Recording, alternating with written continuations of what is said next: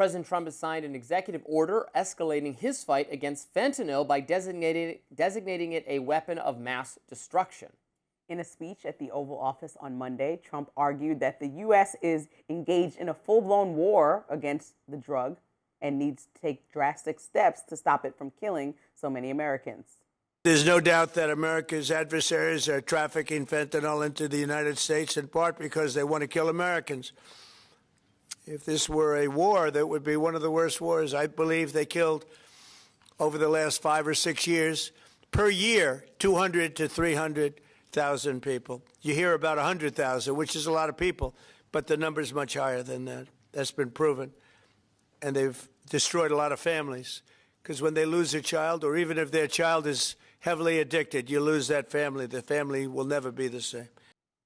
According to reporting from The Hill, the executive order will give the administration additional tools to target countries, cartels, and other organizations that are connected to fentanyl manufacturing and distribution. The order was celebrated by Trump supporters, many of whom had been asking the president to designate fentanyl as a WMD since he returned to office.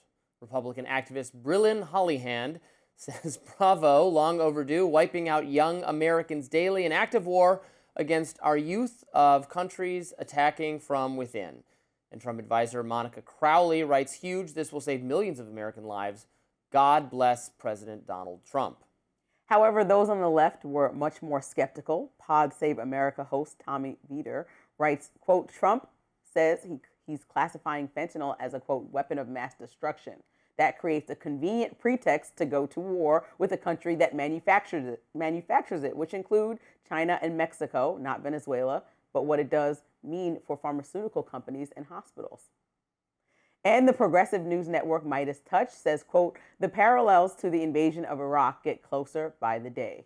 Other people took issue with Trump's claim that fentanyl is killing up to 300,000 Americans every year. An official report from the CDC estimates there were only 80,000 drug overdose deaths in 2024, with fentanyl being responsible for about half of them, roughly 48,000. But Trump has repeatedly argued the real number is far higher. I mean, it's an appalling number of deaths either way, so that's not the part of this that bothers me. The part of it that bothers me is the Iraq War parallel. Designating, getting weapons of mass destruction, have to stop that, led to our greatest foreign policy blunder in the course of my lifetime. Again, I sound like a broken record here. Congress needs to weigh in on these things, not just the president declaring it. If this is part of the Venezuela shadow war, that also needs to be declared, but Venezuela is not where the fentanyl is coming from anyway. And bottom line is, I'm also just skeptical that waging the drug war harder is the solution, because we've been going after the drug war pretty hard, again, my entire lifetime, hasn't stopped demand for any of these products, has just raised the cost. I would actually be in favor of decriminalization broadly of drugs, and then they could be regulated and made safe to keep fentanyl, which is more akin to poisoning, really. Than people don't generally get addicted to fentanyl on purpose. They're taking some other drug that has fentanyl in it that kills them, like, immediately. That's how it tends to work.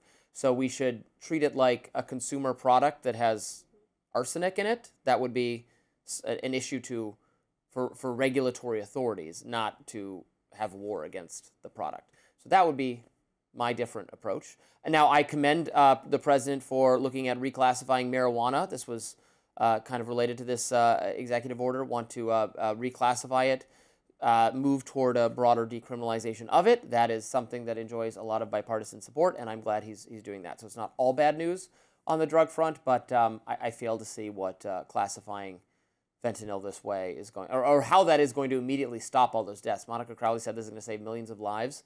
How does just, if it was that easy, we would have done it. Yeah, I think, there's two things here. Like, any parent or anybody that has anybody in their family that has had a drug overdose, specifically due to fentanyl, will say, "Oh, let's champion this. Let's move forward." Right? There's a conversation that has to be happened there about taking it more seriously to stop people from overdosing in our country. I don't know that the president is doing that with this executive order. What this feels like to me is just an attempt to escalate the war on drugs, which, even though it might not be attacking Venezuela, includes Venezuela in the public eye, because he has lost support in the public eye from many people who say that this is international violation, what he's done so far, blowing up some of these drug boats. And when the American public hears him speak, they hear drugs, they hear Venezuela, they see other countries we may not get along with, and it kind of gives him the okay to continuously, in my mind, skip over Congress to make some big decisions, and to use that same terminology, the weapons of mass destruction, knowing that that was really tugged on the heartstrings of Americans to say, let's do anything, let's go to war, let's move forward, when a lot of people can look back, hindsight's 2020, and say that was a regretful thing that the country did and move forward in that way. To characterize it in the same way, he's using an old playbook to continue to move forward in ways that people, even on his side of the aisle, completely disagree with.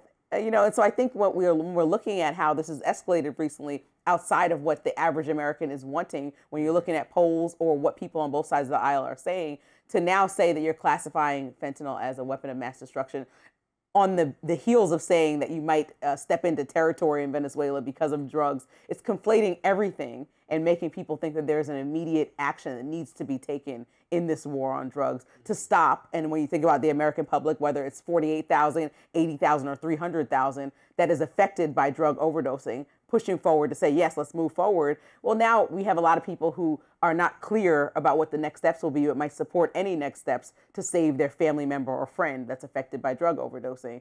And it's really just confusing because it's not the same battle that he's fighting in Venezuela to now, and the timing seems off. So even if he's trying to fight a different battle with Mexico or China that may be the biggest fentanyl producers, he's certainly not making that clear by just saying we're not going to war with China. Yeah, I would think we're not. So that'd be World War III. So it seems a little different. Seems than, like the writing on the walls for Venezuela. We can wipe out narco terrorists in South American countries, as we can. I question the wisdom or maybe the legality of doing it, but they can't do much in response, is what I'm saying, other than what they're already doing. The country can't have that much of a response. China could have a response. We're not having an actual military confrontation with China. That would be the beginning of World War III. And again, I would just repeat that the problem is that the fentanyl is present in other drugs that people are consuming deliberately, cocaine, other things. And so driving it more underground, it seems to me that is not a good way of solving that problem, the presence of it in other drugs. And I always ask people that support the president in this specific endeavor is, how does this align with that same anti-war president that you were so akin to voting for? This is the exact statement that was made by what many people called a pro-war administration in George W. Bush's administration. Mm-hmm. So how does that same person who doesn't want the traditional bureaucracy way of accomplishing things support this move? It doesn't really make sense and align with what he has campaigned on and what the base seemingly wants versus how he's moving forward. So that's what the biggest question I would want to clarify, because it seems very confusing. Next up, Nancy Pelosi suggests that Democrats should not try impeaching President Trump if they retake the House. How about that? Right back after this.